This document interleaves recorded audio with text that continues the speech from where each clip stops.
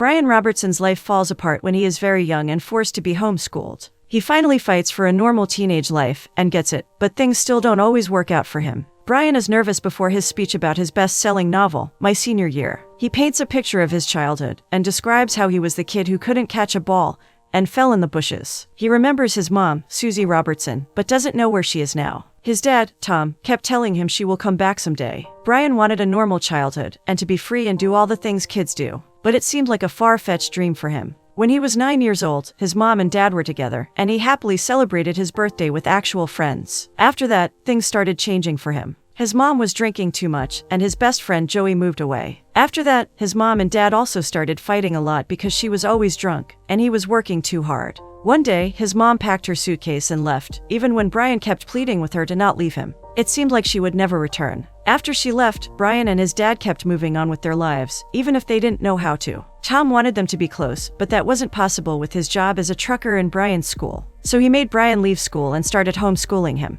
But on the road, Brian kept wondering about the life he could have had if everything didn't go wrong. 8 years later, Brian and Tom are still on the road and enjoying each other's company. Brian seems concerned after a point, because Tom has been driving for 10 hours straight. He scolds Tom for smoking too much when he spots him coughing, and wants him to take better care of his health. Tom gets a call for a delivery, and promises Brian that they will head to the bowling alley after delivering this shipment. In the bowling alley, Brian is walking alone, and spots a girl his age with her boyfriend, who looks back and smiles at him. Even after leaving the place and while doing his work, Brian cannot stop thinking about her. In their house, Brian confronts Tom and discusses how much he wants to have a normal teenage life now that he is 17. He knows his father went to high school and college, and got to experience what it felt like. Brian clarifies that he loves spending time with him, but wants to know what a normal teenage life looks like, and have some experience of high school before he goes off to college and doesn't know how to interact with people his age. Tom agrees and promises to figure out a schedule for him. Brian finally starts attending school, but is sitting alone in the cafeteria. One of his classmates, Jake, comes up and introduces himself. He asks Brian to join them, and comments on how lonely he seems. Brian is a little confused about how things work, and is not familiar with the common slang either. Jake teaches him about the one-liners different groups use in the school, and Brian is excited about catching on to it.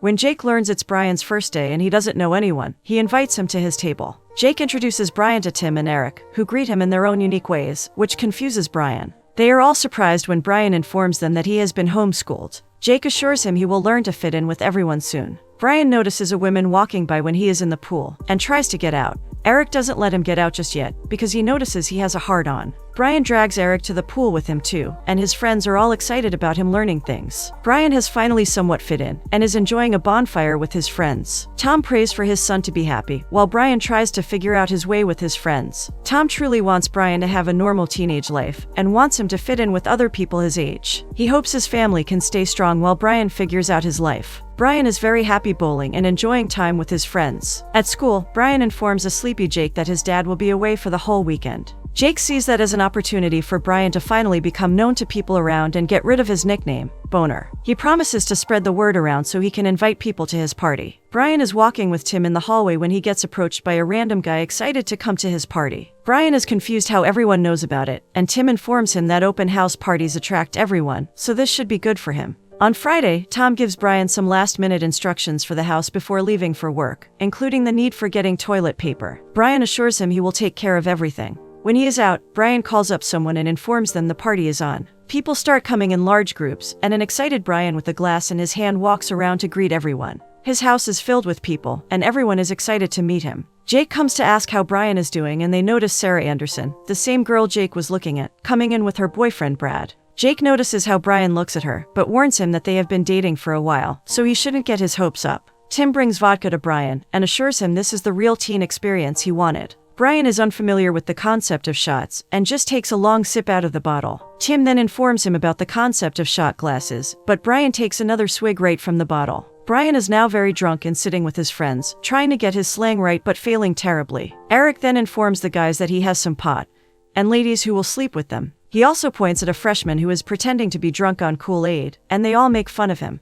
This is exactly the kind of teenage experience Brian wanted, and he is very excited. Tim is explaining the rules of a game to Lisa and the others, where the person who loses needs to have a shot, remove an article of clothing, or kiss the person they lost to. Lisa goes first and loses to Jake, and chooses to remove her shirt. Tim and Eric then both need to pee, and while Eric is peeing on the ground floor, Tim pisses on Eric from the top, unaware of what he is doing. Eric wants to get back at him, so he makes a special drink for Tim and tells him he will be the most hardcore drinker if he can finish it. Tim is clearly drunk and wants to prove a point, so he downs the drink. Soon enough, there are voices coming from his stomach, and he has to run towards the washroom. Tim cannot stop taking a dump, since things keep coming out of him. He is in for a bigger shock when he notices there is no toilet paper. He then picks up a pine cone and stares at it. Outside, Brad pulls Sarah's arm to ask her to leave the party, which makes her uncomfortable. Brian immediately steps in to protest, but Brad wants him to back off. Sarah refuses to go with him, and after insulting Brian, Brad just leaves. Sarah thanks Brian for helping her out, and asks him about his famous nickname. Brian feels embarrassed, but Sarah is nice to him and asks him to walk her home.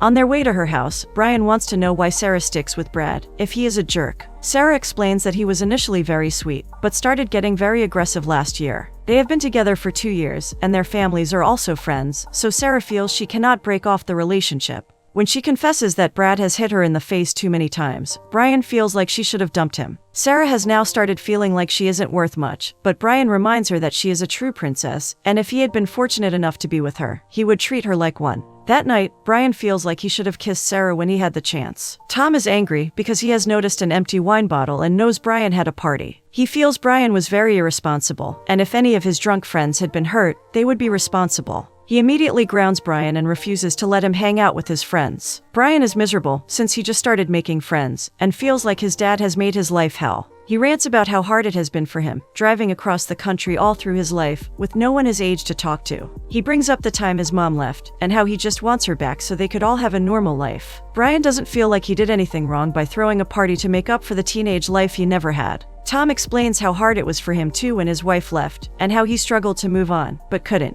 Brian wants him to know he is there for him, but Tom insists he is still grounded for a month, and doesn't want to talk about it. Sarah is checking someone out online, and her friend Ashley wants to know who the guy is. When she learns it is Brian, she wants Sarah to think again, since she just broke up with Brad and shouldn't rush into anything. Sarah feels she likes Brian, and he seems different than the guys she is accustomed to, but feels like she can see herself with him. Ashley tries to convince her otherwise, but Sarah's mind is made up. She then playfully hits Ashley with a pillow. In school, Brian is excited he got to spend time with Sarah, and informs Jake that he hopes he can get to know her better, since she seems perfect. Jake agrees that she is cute, just when someone invites Brian for a party. Jake feels he is now popular, and feels happy he helped with it. Brian is still concerned about being grounded, and his fight with his dad. Brad can't look at any couple in front of him, and is getting irritated. He is mad about Brian stealing Sarah away from him, and comments on how poor he is. He isn't sure what he wants to do, but he has made up his mind to get back at Brian. Sarah gets Brian's number from Jake and calls him up. She thanks him for being sweet to her the other night, and informs him that she broke up with Brad.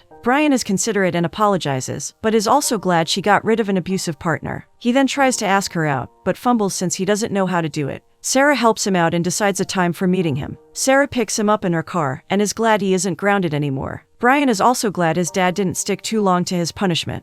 They walk around holding hands, and he even gives her a flower from the garden. Brian wants Sarah to meet his dad, because he has told him a lot about how beautiful and nice she is. He confesses that he has thought a lot about talking to her, even in the past during shipments, when he didn't know her well. Sarah wants to know how Brian is still single, since he is too good to be true. Brian laughs and informs her about not having a normal life. She asks about his plans, and learns that Brian wants to be a teacher and help kids out. Sarah, on the other hand, wants to be a singer, and hopes that she gets to perform at a show in Colorado next month. Brian is very supportive. Tom seems stressed out, and is smoking while he makes a call. He calls his wife and informs her on voicemail about how well Brian is doing in high school, and how his girlfriend reminds him of the two of them, when they were young. He informs her that he now has a part-time job, instead of being on the road all the time, and that Brian is doing better too. He wants her to meet Brian now, and pleads with her to get in touch. Sarah is near her locker when her friend notices Brad coming towards them in anger. He doesn't understand how Sarah is already with Brian, and is angry. He even calls her friend names, which proves Sarah's point, and she's able to point out how selfish, abusive, and arrogant he is. Brad still tries to be charming, to ask if they can get back together, but Sarah feels like she has been through enough with Brad, and Brian is a lot better for her. Sarah walks away, and Brad pretends to be fine with the rejection, but also bullies a kid and throws him in the locker on his way back. Brian gets a call from Brad pretending to be nice, and indicating that he wants them to talk and sort things out. While Brad clearly has something planned, Brian decides to meet him so he can learn about some pointers to help in his relationship with Sarah. That night, Brian is greeted by Brad, Tony, and Brock, who also has a bat in his hand. Brian knows they're about to hit him and feels like it is unnecessary. Brad announces that Brian cannot get away with stealing his girl and not pay for it. He turns back while Tony punches Brian in the eye. Brad smirks and knows he always gets what he wants. He got the football scholarship, got Sarah for a few years, and now he will get Brian's black eye to flaunt all over school, so everyone knows he shouldn't have messed with Brad. His friends then beat him a little and leave him on the road. Brian finds an ice pack and lies down, while Sarah comes to check on him. She feels very bad about what Brad did, while Brian is just angry and wants to put Brad in his place. Sarah insists that will do no good, and she doesn't want his dad to find out about him doing anything wrong and take him out of school. Brian is still furious and insists that he will be 18 soon, so he'll be able to finally do what he wants and make his own decisions. Brian wakes up with Sarah next to him and hears something. When he checks her phone, he notices a message from Brad telling Sarah he misses her, and remembering the time they met. Brian gets angry and gets out of bed. At night, Sarah notices he is missing and goes out to check on him. Brian is holding the photo of his 9th birthday with his friends, when things were still good. He explains how he keeps looking at the photo to remind himself how normal things were, and after that, everything was hell for him. Sarah knows something is wrong, and Brian asks her directly about meeting Brad recently. Brian is a little jealous and is worried Sarah will leave him for Brad. Sarah assures him that it was just a quick meeting in the hallway where Brad was, as usual, a jackass, and that she has no intention of ever going back to him, because she likes Brian a lot. She asks him to get back to bed, and Brian is happy after hearing that. Brian meets his dad's friend and co-worker Steve, who wants to murder the guy who gave Brian a black eye. Brian assures him that he can handle D and asks Steve if he knows when his dad will be back. After he partied, Brian feels like there's a distance between his father and him, and he can't ask directly. Steve assures him that his dad loves him more than anything, so he shouldn't worry about being distant. Steve then jokes about how he would be too rich if his dad paid him for every time he talked about Brian. Steve then goes on to talk about wearing slim shirts, like the one he has on now, to attract the ladies. He feels they are great, but all the fun is over when he takes off the shirt and women don't want to see what's underneath. This makes Brian laugh, and he feels good talking to Steve. Before leaving for work, Steve warns Brian about not falling in love with his girlfriend, since he thinks that loving a girl who doesn't love you back is the worst feeling ever. Sarah finally gets to perform at Colorado like she wanted, and while listening to her, Brian feels like he has finally found the perfect woman for him, and someone who makes him very happy. He loves spending time with Sarah and brings her home to meet his dad too, who is still depressed. Sarah and Brian are very happy together and keep spending a lot of time with each other. They are discussing something happily in school when Brad comes out of nowhere and pushes Brian. He responds and hits Brad back. Brian is angry about Brad's behavior and warns him to stay away from him and Sarah. Brian is about to hit him again when people stop him. Tom is furious about how out of control Brian's behavior is recently, but he softens when he hears Brad hit Sarah. He still feels that bad people always tend to win, and that Brian needs to stay out of trouble. Brian doesn't agree and refuses to sit around and mope while Brad keeps bullying him. Tom conveys that he has no intention of grounding Brian now that he is 18, but he will not bail him out if he continues to go rogue, and if he's out of control, he can even find a new house for himself. Brian's friends come up to him in school, and Jake insists he needs to chill out. Brian is upset about his fight with his dad, but his friends feel like Brad had it coming. They offer to take him out for lunch, and Brian feels good. They smoke pot in a car and offer it to Brian, who feels scared about smoking, afraid that his dad will find out. Jake feels his parents don't care, so they can get as high as they want. A cop car stops them, and the cop bangs at their door. When Tim opens the window, he starts coughing because of all the smoke. Brian takes that opportunity to quickly run out of the car. The cop doesn't notice and starts talking to Tim, who is clearly very high and feels like he is crying. The cop knows and checks for their license. Meanwhile, Brian gets picked up by Jonesy from school while he is wandering around. The cop asks Tim to step out and checks his pockets, while Tim keeps giggling. Brian gets dropped off at school, but is also very high and keeps imagining and saying weird things. Brian even passes Brad in this state, and doesn't know what he's doing. His voice is heavier and distant, and after roaming around, he finally passes out on the bench. Jake wants to know how Brian got out of the car, and he gladly explains how fast he ran out, and got picked up by Jonesy. Jake then has to leave, and Sarah starts discussing their future. She is worried, as things are getting serious between them and college is approaching. They both have been accepted to the same college, and Brian assures her things will continue to be fine between them and kisses her. That day, Brian reaches home and finds his dad passed out on the floor, unconscious. He hugs him tightly and asks him to come back, since he can't handle things alone. He keeps asking, but Tom doesn't respond. Brian then runs out of the house, and keeps running till he falls on the road. He feels terrible and very alone, and remembers what it was like with his father when he was young. Brian remembers the time his dad taught him how to shave, and how much fun they had. At his dad's funeral, he kisses him on the head and feels lost, since he is all alone. He visits his grave alone too, and spends time with him. Sarah tries to call him, but he doesn't pick up and goes back to sleep. He cries in the shower and breaks a photo frame in anger. He even cries himself to sleep hugging a photo. He doesn't realize how his life got there, and explains that he just stopped going to school without telling anyone. He gets a call at night again from Sarah, and finally picks it up. She wants Brian to talk to her, but he feels like he cannot discuss anything. Sarah feels like she should be there for him as a girlfriend, and wants to see him. She invites him over for a movie with friends, and he initially refuses, but agrees to come on her insistence. Sarah discusses what movie they can watch with Jake and Ashley, and Jake finally decides something for them. They all don't know what is wrong with Brian, who keeps sitting alone on a couch next to them and feeling lost. He remembers the time he held his dad in his arms and cried. He can't stay there pretending to be fine, so he just walks out. Sarah follows him and doesn't understand what's going on. He finally tells her that his dad is gone. He feels like he kept telling his dad to quit smoking and eat right, but he never did. He also feels guilty that the last time they spoke, they had a huge fight. Now Brian feels like he should have stayed on the road with his dad, since he was all he had, and not left everything for her. Sarah feels offended when he calls her a bitch in anger. Sarah still tries to be there for him, but Brian blames her for everything, and doesn't want to even look at her. He breaks up with her and asks her to stop calling him. After crying more, Brian knows he has messed up, and goes to knock on Sarah's door at night. Her mom is pissed with him, since he broke Sarah's heart, and wants him to stay away. Sarah comes in to intervene and assures her mom she can talk to Brian. Sarah wonders why he is there, and feels like she is too heartbroken to talk to him. Brian insists he knows he has messed up, and wants her to listen to him just once. In tears, Brian confesses his love for Sarah, and admits everything he said was wrong, because he cannot imagine his life without her, and she is the only person who makes him happy. Sarah is also tired, and insists their relationship is over. She closes the door and hugs her mom.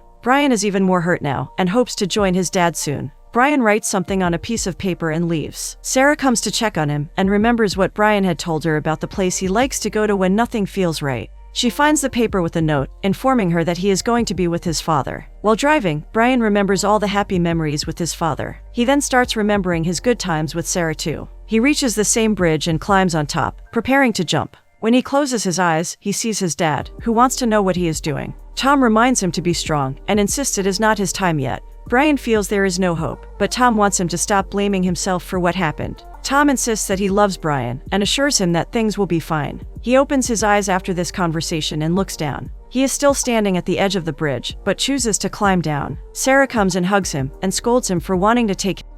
Brian feels like he has lost all hope, and doesn't understand how Sarah found him. She explains that she knew from the note he would be there. Sarah feels that what he did was wrong, but she knows what he went through must have broken him, so she has forgiven him. She feels like they can still work this through, since she loves him. Brian is thrilled to hear this, and kisses her. His life is back to normal, and he fondly remembers the fun times he had with his dad. Brian now knows that it's important to get back up when you get knocked down. He knows he should not take anything for granted. He feels that even if he hit rock bottom, there's always something to look forward to in life. Concluding his speech with Sarah smiling at him in the crowd, Brian explains how important it is to get through all the ups and downs of life. The crowd cheers for him, and Sarah also feels very proud. In the end, he remembers walking down a path with his father happily.